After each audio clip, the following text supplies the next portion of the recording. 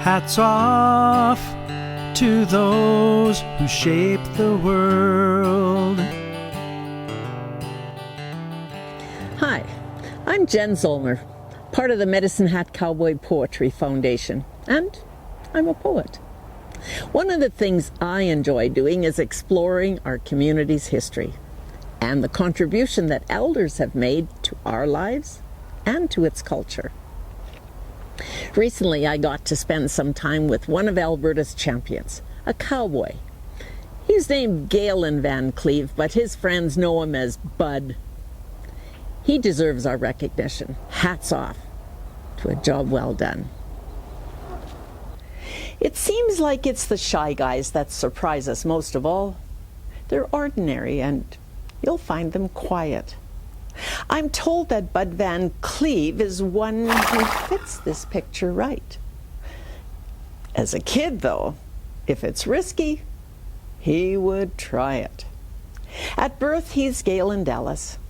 Didn't like what his mother chose, call me Bud, a short and common name. Didn't want the sure attention if he kept his Irish handle. Being usual and familiar is this timid fellow's aim. You'd think he'd stay away from busy places and the noise, but with Dad it was rodeos galore.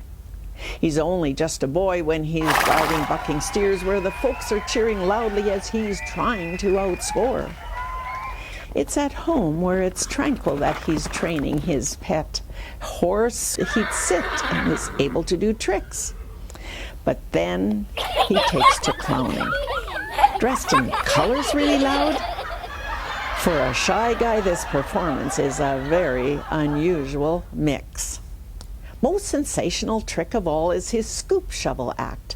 A shovel tied to a bucking horse's tail. When they open up the chute, it is one breakneck ride.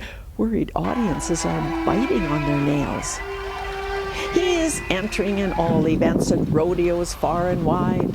Won a championship, the highest score all round. For 3 years he is #1 Canadian tie-down roper, and he's second best for 3 years. That's profound. It's no surprise he wants to be the best of bronco riders. Even steer dogging was dangerous enough. But why would a guy want to decorate a steer and then be champion when a ribbon could be called sissy stuff?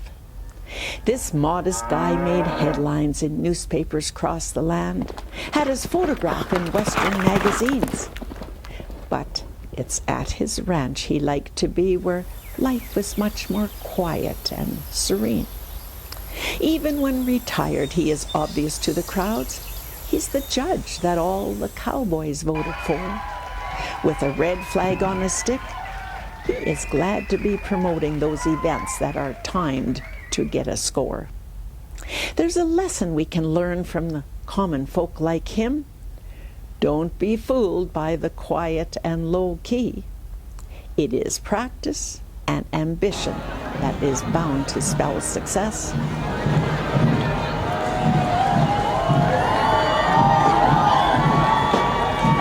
You're a Canadian that we can be proud of. Here I am, talking to the infamous Bud VanCleave. Born right in Medicine Hat. When did you start actually rodeoing? I was about 16. I was in everything but the bareback riding pretty well.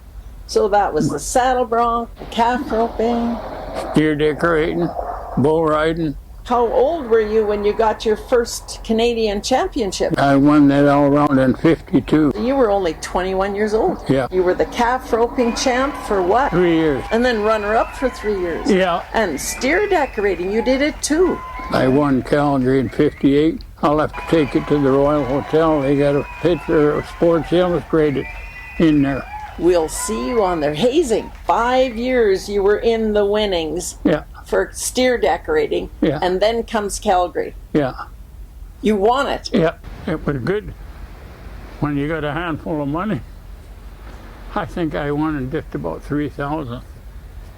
And now they pay that for go around. Yeah. I'd have been a millionaire if they'd have been paying like they do now. If I had to go to another rodeo. That's all I done.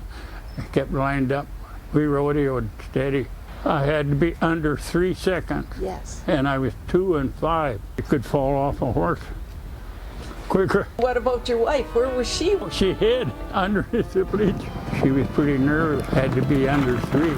Everything went just right. So, and I got down, got that ribbon on. I could hear the flag down. Warren Cooper was the announcer. He said, that old boy's going to have the whole chicken tonight, never mind just the feathers. This is a Cooper buckle. Once we were in Spokane, I had rode this bull, and he had horns. I mean, long horns. And he was out of quite a ways. And when I got off, the clown wasn't there, but I was kind of laying on my back, and I just put my feet up like that. And I had a horn in each, and he was pushing me down when the clown come. So that saved me right there. And of course, when he seen the bullfighter, he took after him. And I got hurt pretty bad, horse run under when I was hazing for a guy. I had the steer and the horse on top of me. This doctor, the bull from Claresholm, he says, I'll fix you up. I said, good. Okay. Says, you better get started. So went to the hotel. Now you got to get in that water, and I'll put that water as hot as you can stand it. Then a bottle of Absorbine. He put that in.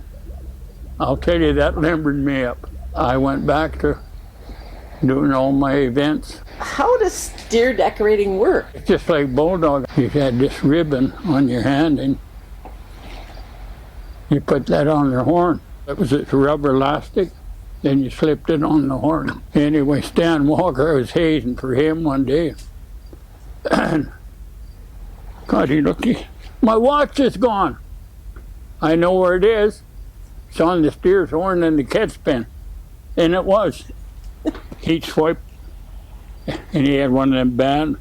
He went down, we had to catch the steer, get his watch back. One day I worked 3 rodeos in one day. Raymond, Fort McLeod, and Bassano. And Dick Crosgrove was one of the judges at Bassano. I put a ribbon on pretty fast, and I was jumping off my rope horse. They carried that ribbon 10 or 15 feet, it counted. I'd never had this happen before. Dick Crosgrove, he rode over, and I says, what's the problem? Picked the ribbon up, and I'm just checking for glue. You also competed in Medicine Hat. That was one of my best rodeos. When you retired, you still supported rodeo. I judged the Canadian finals for 5 years, but I made a lot of miles. It ain't the age that's bothering me, it's the miles I got on me. What was the best part? When you went to the pay window. Well, so that was the best time. And usually got to go to the pay window. You were one successful rodeo man. I had done pretty good, all right. Bud was inducted into the Canadian Rodeo Hall of Fame, September 19th, 1998. Hats off to those who shape the world. Hats off to those who shape the world.